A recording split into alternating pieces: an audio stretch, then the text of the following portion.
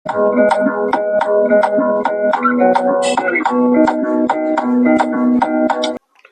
Everyone, welcome to channel maths zone with PP. मेरा नाम प्रशांत प्रणव है और मैं आज आप लोगों को एचटीएमएल की जानकारी दूंगा।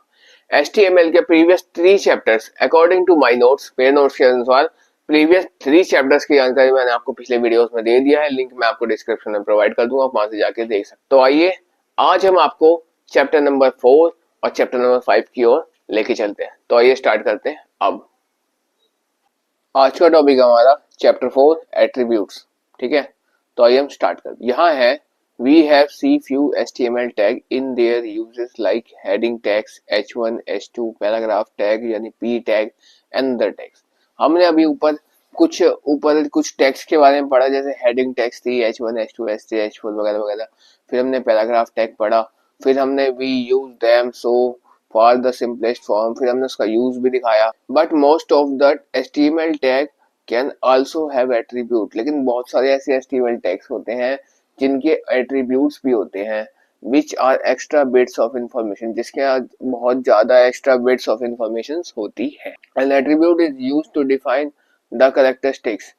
जो एट्रीब्यूट होता है वो क्या करता है, वो डिफाइन करता है characteristics of HTML element. HTML element के कैरेक्टर स्केच को डिफाइन करता है and is placed inside the elements opening tag, और वो प्लेस होता है इनसाइड द ओपनिंग टैग में। All attributes are made up of 2 part. सभी एट्रीब्यूट के दो पार्ट होते हैं। पहला होता है नेम और दूसरी होती है value. The name is properly you want to set. जो नेम होता है वो प्रॉपरली आप चाहे तो सेट कर सकते हैं। फॉर एग्जाम्पल द पैराग्राफ यानी p element is example carries attribute whose name is align. उसके एट्रीब्यूट क्या है, उसका अलाइन है। ठीक है, which can see the indicate the alignment paragraph of the page. जहां पे आप उसका यूज कहां कर सकते हैं, इंडिकेट कर सकते हैं अलाइनमेंट पैराग्राफ ऑफ पेज। जैसे किसी भी ये पैराग्राफ है, यहाँ पे आप p टैग को लगा सकते हैं। The value is what you want to see the property to set always put within questions. जो वैल्यू है वो हमेशा क्वेश्चन के बाद ही आता है। द बिलो एग्जाम्पल, जैसे लेफ्ट सेंटर अलाइन, जैसे यहाँ देखिए, यहाँ पे है एक्सक्लेमेशन साइन के साथ डॉक टाइप एचटीएमएल, फिर एचटीएमएल है, फिर हेड है, फिर टाइटल में मैंने डाला था महात्मा गांधी, फिर मैंने डाला बॉडी ओपन किया, फिर मैंने यहाँ क्या करा पी टैग के साथ मैंने यहाँ देखिए, यहाँ ये चीज, ये इंपॉर्टेंट चीज है, ये इसके बारे में पढ़ रहे हैं। Align is equals to left डाले। ठीक है, और उसके बाद फिर मैंने लेफ्ट में जो भी मुझे लिखना था वो मैंने लिख दिया। फिर मैंने पी टैग को क्लोज करा। ठीक, फिर उसके बाद मैंने क्या करा कि यहाँ पे फिर ओपन, नेक्स्ट पैरा में जाने के लिए फिर मैंने पी टैग ओपन करा, फिर मैंने अलाइन इक्वल टू सेंटर डाला। ठीक है, फिर मैंने सेंटर में जो लिखना था सेकंड पैरा वो लिख दिया, फिर मैंने पैराग्राफ टैग क्लोज किया। फिर थर्ड पैरा में जाने के लिए align is equal to right लिखा, और फिर जो मुझे यहाँ लिखना था वो मैंने लिख दिया, और इसको पी टैग क्लोज करा, बॉडी टैग और एचटीएमएल सब क्लोज करा। ठीक, अब आप देख सकते हैं, इसका मैं आपको आउटपुट दिखाता हूँ। ये देखिए, ये है मेरा गांधी के नाम से फाइल सेव है। ठीक है, यहाँ देखिए, यहाँ क्या है, ये इसका आउटपुट है। ठीक है, तो यहाँ पे महात्मा गांधी मेरा टाइटल था, फिर उसके बाद ये आप देख सकते हैं, ये लेफ्ट लाइन में लिखा हुआ है, लेफ्ट साइड से लिखा हुआ है ये। ठीक है, सेकंड था मेरा सेंटर से, तो ये थोड़ा हटके, इससे थोड़ा हटके ये सेंटर में लिखा हुआ है। ये देख सकते हैं आप, इस तरह से इन्होंने सेंटर लाइन में लिख कर दिया है सेकंड पैरा। और ये थर्ड पैरा आप देख सकते हैं, ये राइट लाइन में लिखा हुआ है, राइट साइड लिखा हुआ है। ये लेफ्ट है, ये सेंटर है और ये राइट है। तो ये एग्जाम्पल है। अब आते हैं हम कोर एट्रीब्यूट्स में। कोर एट्रीब्यूट्स हम कहते किसे हैं? कोर एट्रीब्यूट कहते हैं core attribute that can use the majority of HTML element. 4 HTML elements होते हैं और 4 कोर एलिमेंट्स होते हैं, ये एट्रीब्यूट्स होते हैं, तो उनकी मेजॉरिटी होती है इसमें एचटीएमएल के अंतर्गत। ठीक है, पहला होता है आईडी, दूसरा होता है टाइटल, तीसरा होता है क्लास और चौथा होता है स्टाइल। अब आईडी एट्रीब्यूट किसे कहते हैं हम ये जानते हैं। if the element carries an id attribute is unique identifiers। अगर वो id एट्रीब्यूट लेता है तो यूनिक आइडेंटिफायर्स लेगा। ठीक है, यूनिक आइडेंटिटी होती है कुछ, जैसे एक है राम कुमार है और एक है राम शर्मा, एक ही क्लास में 9th क्लास में। एक एग्जांपल दिया मैं आपको, एक ही 9th क्लास में एक है राम कुमार, एक राम शर्मा। राम कुमार का रोल नंबर 9 है, राम शर्मा का रोल नंबर 19 है। तो उसकी यूनिक आइडेंटिटी क्या, उसकी यूनिक आइडेंटिटी 9 रोल नंबर है, किसी का 9 है किसी का 19 है, नाम तो सेम है। If you have two elements on the same name, दो एलिमेंट सेम नेम के हो सकते हैं विद इन द पेज, एक ही पेज में और स्टाइल शीट में, ठीक है। You can use identity attribute distinguish between the have the same name, उसमें जब जहां पे दो नेम सेम हो आपको वहां पे क्या करना है, आपको आइडेंटिटी एट्रीब्यूट का प्रयोग करना है और उसको डिस्टिंग्विश करना है, दोनों जो सेम सेम है उसमें अंतर बताना है। यहाँ पे अगला आता है टाइटल एट्रीब्यूट। टाइटल एट्रीब्यूट होता है, title attribute gives the suggested title of the element, वो बताता है कि हमें इसका टाइटल क्या लेना है, ठीक है। जैसे मैंने यहाँ लिया, मैंने यहाँ महात्मा गांधी के बारे में लिखा है, तो महात्मा गांधी के बारे में लिखा तो टाइटल भी क्या होगा, टाइटल होगा मेरा महात्मा गांधी, ठीक है। तो ये इस तरह से होता है। अगला आता है class. Class attribute is used to associated an element within the style sheet. Class attribute में एलिमेंट एसोसिएट होते हैं जो स्टाइल शीट के अंदर होते हैं, ठीक है। अब सीएसएस में भी होता है, जैसे specific the class of the element, जो स्पेसिफिक क्लास उस एलिमेंट का होता है वो ही उसमें होता है, ठीक है। You will learn more about the use of class attribute when you will learn cascading style sheet, जब आप उसको सीएसएस के बारे में समझोगे, ठीक है। जैसे मैंने यहाँ पे एग्जांपल दिया हुआ है, जैसे इसकी जो एट्रीब्यूट है, जो मेन इसका सिंटेक्स है वो मैंने यहाँ पे लिखा हुआ है, इसका सिंटेक्स ये क्या है, class equals to class name 1, class name 2, class name 3, इस तरह आता है ये। अब अगला आता है स्टाइल एट्रीब्यूट। स्टाइल एट्रीब्यूट के अंदर आपके कलर्स आते हैं, ये जो मैंने लिया हुआ है ये ब्लू कलर का है और ये मेरे इसका ग्रीन कलर का है स्टाइल एट्रीब्यूट के अंदर, ठीक है। तो ये कलर को डिफाइन करता है। इंटरमोनलाइजेशन एट्रीब्यूट। इंटरमोनलाइजेशन एट्रीब्यूट क्या होते हैं, ये 3 एट्रीब्यूट्स होते हैं, 3 ही तरह के होते हैं ये, which are available in the most all through for all X HTML elements, यानी एक्सटेंसिबल मार्क ऑफ लैंग्वेज के एलिमेंट्स होते हैं। जैसे पहला होता है डीर होता है, लैंग होता है और XML लैंग होता है, यानी एक्सटेंसिबल मार्क ऑफ लैंग्वेज की लैंग्वेज होती है, ठीक है। डीर एट्रीब्यूट क्या करता है इसके अंदर, ये मैं आपको बताता हूँ। The dir attribute allow you to indicate the browser about the direction in which the text should flow। ये हमें ये डायरेक्शन बताता है ब्राउजर के अंदर कि टेक्स्ट किधर लेके जाना है, ठीक है। अब जैसे LTR है तो लेफ्ट टू राइट जाएंगे और RTL है तो राइट टू लेफ्ट जाएंगे, ये हमें ये वैल्यू यहाँ पे गिवन होती है। अब लैंग एट्रीब्यूट क्या बताता है, वो लैंग्वेज को बताता है, लैंग्वेज को डिनोट करता है। The lang attribute allow you to indicate the main language of the document। वो indicate करता है कि document का जो main language है वो क्या है। But this attribute was kept by HTML in the backward compatibility of the earlier version of HTML। Backward compatibility होता है earlier version HTML का, ठीक है। The attribute has been replaced in the XML lang attribute in the new XML document. New XML document का जो ये है XML Lang है ये, ठीक है। इन पहले हम बेसिक देख रहे थे, अब हम थोड़ा एडवांस में आते हैं। तो हम क्या करते हैं, हम लिखते हैं यहाँ पे डॉक टाइप HTML, फिर HTML लिख के क्लोज कर देते थे, लेकिन यहाँ करना है HTML लैंग बराबर EN यानी इंग्लिश, ठीक है। आपको जिस भी लैंग्वेज में लिखना है आप उस लैंग्वेज में यहाँ पे कन्वर्ट कर सकते हो अपने प्रोग्राम को, ठीक है। वो ये लैंग्वेज में आ जाएगा, ये लैंग्वेज वाला कॉलम इसलिए होता है। जैसे मैंने HN डाल दिया तो वो हिंदी में आ जाएगा, जो भी मैंने लिखा सारा कोड, जो भी रिजल्ट है वो मैं सारा रिजल्ट हिंदी में आ जाएगा, ठीक है।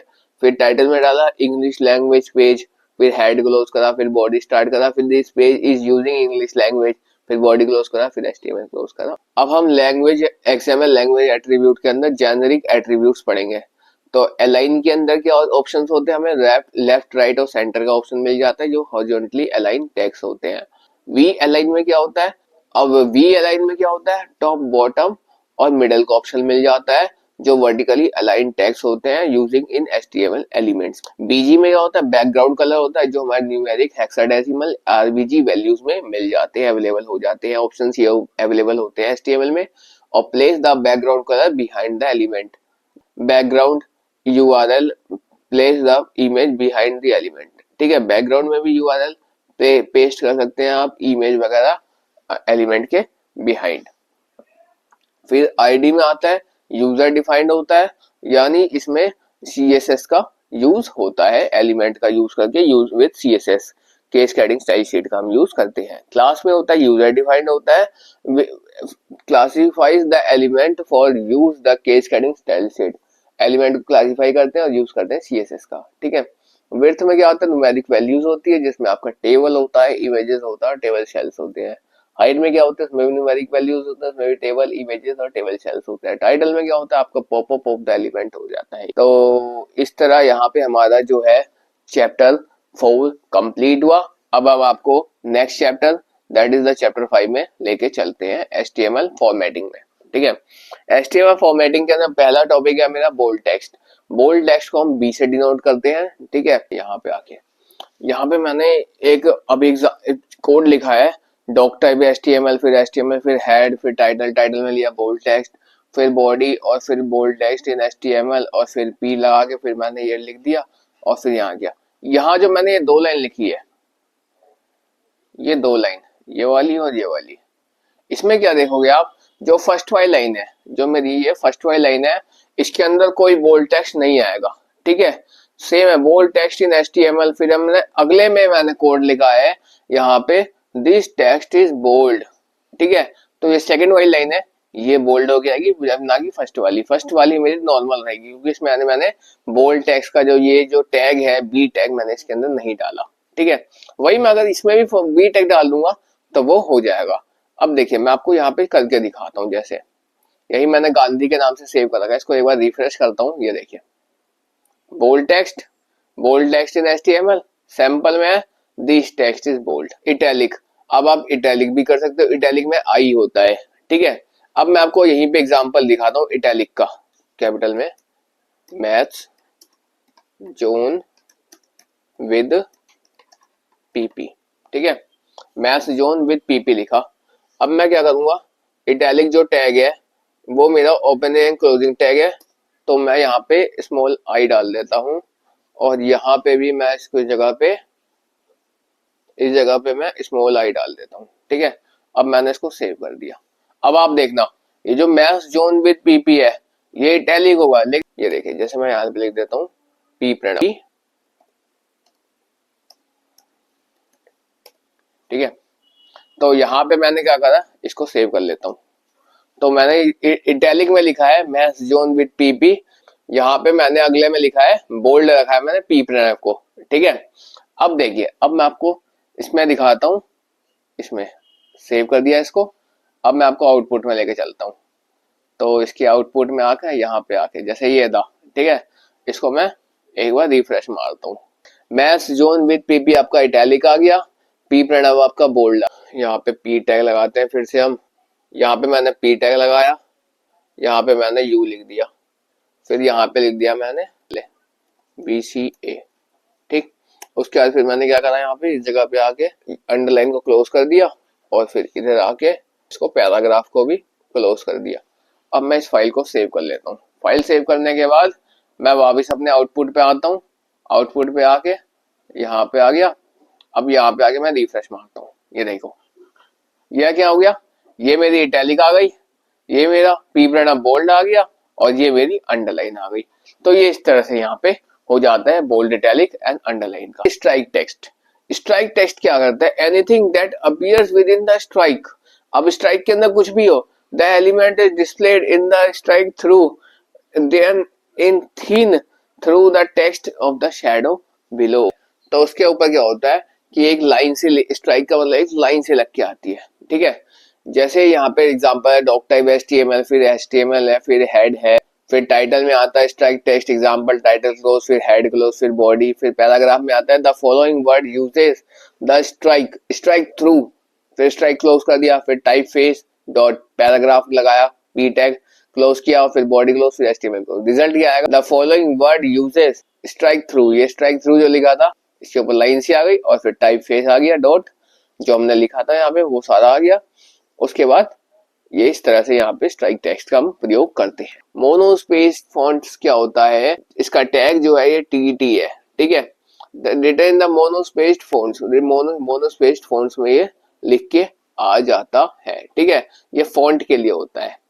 तो जैसे टाइटल में आपने डाला मोनोस्पेस्ड फॉन्ट एग्जांपल, फिर यहाँ पे अलर्ट टीटी, जैसे एग्जांपल में कहीं पे भी जैसे पैराग्राफ टैग में टीटी लिख दिया, उसका फिर से क्लोज कर दिया। जैसे देखिए मैं आपको एग्जांपल दिखाता हूँ, यहाँ पे सेव कर दिया फाइल को, ठीक है, आउटपुट में आ गए। अब यहाँ पे आउटपुट में आ गए, अब इसको मैं आउटपुट कराता हूँ, कंट्रोल आर रिफ्रेश। ये देखिए ये मोनोस्पेस्ड फॉन्ट्स है। सुपरस्क्रिप्ट होता है, जो आपको ऊपर लिखना है वो सुपरस्क्रिप्ट होगा, जो आपको लाइन से नीचे लिखना है वो आपको सबस्क्रिप्ट हो गया। स्मॉल सा ओरिजिनल साइज से थोड़ा छोटा लिख देगा वो, ठीक है। जैसे देखिए मैं आपको एग्जांपल दिखाता हूँ यहाँ पे, जैसे यहाँ पे पी प्रणव है ना, आई एम, उसके बाद आई एम के बाद यूपी, ठीक है। अब उसके बाद मैं यहाँ पे एस यू पी को क्लोज करता हूँ, एस यू पी को मैंने क्लोज कर दिया, ठीक है। फिर यहाँ पे लिखूंगा एस यू बी, सब एस यू बी, और फिर यहाँ पे टी टी में, फिर यहाँ पे कर दूंगा मैं सबस्क्रिप्ट एस यू बी, ठीक है। अब यहाँ पे मैं इसको दिखाने के लिए, सबस्क्रिप्ट को दिखाने के लिए मैं यहाँ क्या करूंगा, यहाँ कर दूंगा IGNOU B C A, I G N O U, ठीक है। जैसे इतना लिख दिया, अब मैंने सेव कर दिया फाइल को, ठीक। अब मैं आपको आउटपुट पे लेके चलता हूँ, यहाँ पे मेरा आउटपुट है, ठीक। अब मैं इसको रिफ्रेश करता हूँ एक बार, ये देखिए I am P Pranav, P Pranav superscript हो गया, और इग्नू नॉर्मल साइज था, ये सबस्क्रिप्ट हो गया। तो आइए अब हम नेक्स्ट पॉइंट पे आते हैं। अब आता है इंसर्टेड टेक्स्ट। इंसर्टेड टेक्स्ट का INS होता है, जो मेरा टैग है वो उसका INS होता है, ये ओपनिंग एंड क्लोजिंग टैग्स है, ठीक है। इंसर्टेड में हम जैसे कि यहाँ पे लिखे हैं कोला, ठीक है, हम देखें I want to drink cola, फिर लिखे वाइन। तो मैं चाहता हूँ कि कोला को डिलीट कर दूं और वाइन को इंसर्ट कर दूं। यहाँ पे मुझे दा चाहिए, तो मैं चाहता हूँ इन नहीं आए और मेरे पास दा आए केवल। तो इन को मैं क्या करूंगा, डिलीट करना है, तो ये हल्का ऐसे कट किया आ जाएगा आउटपुट में, और दा मुझे चाहिए तो दा ओनली ऐसे ही आएगा, दा के नीचे अंडरलाइन होके आ जाएगा। जैसे यहाँ पे I want to drink cola या ऐसे लिख दिया मैंने, तो कोला मैं चाहता हूँ डिलीट हो जाए, तो यहाँ पे डेल DEL का प्रयोग कर देंगे तो ये डिलीट हो जाएगा, और ये वाइन जो है ये इसे इंसर्ट कर देंगे तो यहाँ पे ये इंसर्ट हो जाएगा हमारे कोड के अंदर, ये ऐसे ही हो जाता है। लार्जर टेक्स्ट, टेक्स्ट को लार्जर करना है तो बिग, बिग लगेंगे उसमें, बिग ओपन भी है और क्लोज भी टेक्स्ट है ये, ठीक है। तो यहाँ पे बिग टाइप इंटरफेस आ जाएगा, ठीक। अब स्मॉल टेक्स्ट के लिए भी ये ओपन क्लोज टैग है, तो ये इसका भी उसी तरह हो जाएगा, ये HTML इंटरफेस है या थोड़ा स्मॉल साइज में आ जाएगा, ये इस तरह से यहाँ पे प्रयोग, ठीक है। जैसे यहाँ पैराग्राफ टैग लगाया तो यहाँ पे स्मॉल लिखा, स्मॉल के अंदर स्मॉल शब्द ही लिख दिया, SMALL स्मॉल लिख दिया, फिर स्मॉल को क्लोज कर दिया, फिर इंटरफेस लगा दिया। ऐसे ही यहाँ पे किया है बिग में, बिग में ये बिग शब्द ही लिख दिया और इंटरफेस लगा दिया, तो हमारा आउटपुट यहाँ पे बिग इंटरफेस आया है। अगला आता है ग्रुपिंग कंटेंट। ग्रुपिंग कंटेंट में दो चीज आते हैं आपके, डिवीजन आते हैं, स्पाम आते हैं, ठीक है। डिवीजन में यहाँ पे देखिए, यहाँ पे डिवीजन बराबर ID मेन्यू, मेन्यू में मैंने लिखा लाइन मिडिल, फिर HREF लिखा हुआ है, फिर index.html, फिर होम लिया है, फिर कंटेंट लिया है, फिर अबाउट लिया है, ठीक है। तो इस तरह से हमारा इसके अंदर आता है डिवीजन में। और डिवीजन का एग्जांपल मैं आपको सबसे बढ़िया यहाँ दिखाता हूँ। यहाँ पे देखिए मैंने क्या किया है, नीचे आइए, इसमें मैंने सब कुछ लिया है, फॉन्ट साइज लिया है, बैकग्राउंड लिया है, container width, margin, background, padding, border, box shadow, text alignment, सब कुछ लिया हुआ है इसमें, ठीक है। अब मैं आपको डिवीजन का एग्जांपल लिखा है। डिवीजन जैसे देखिए कंटेनर चाहिए मुझे, ठीक है। कंटेनर में क्या चाहिए, पहले मैंने लिया कि मैथ्स जोन विद PP, उसका नेक्स्ट लाइन में लिया एन एक्सलेंट लर्निंग क्लासेस, फिर ठीक है, फिर मैंने अबाउट अस चाहिए, ठीक है, अबाउट अस में मुझे ये सारा चाहिए लिखा हुआ, ठीक।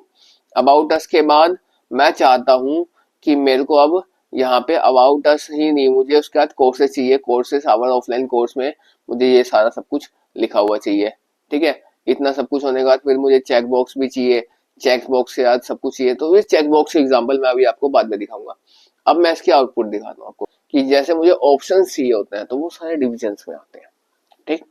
तो इस तरह से यहाँ पे होता है। अब देखिए जैसे होम है, कंटेक्ट है, अबाउट है, ये सब आपका आ जाता है, ठीक है। कंटेंट आर्टिकल, यहाँ पे स्पाम, फॉलोअर्स, एलिमेंट, फिर इस तरह से आ जाता है यहाँ पे, ठीक है। इस तरह से हमारा यहाँ पे चैप्टर 5 कंप्लीट होता है। तो that's all for today, we will meet again on the next class.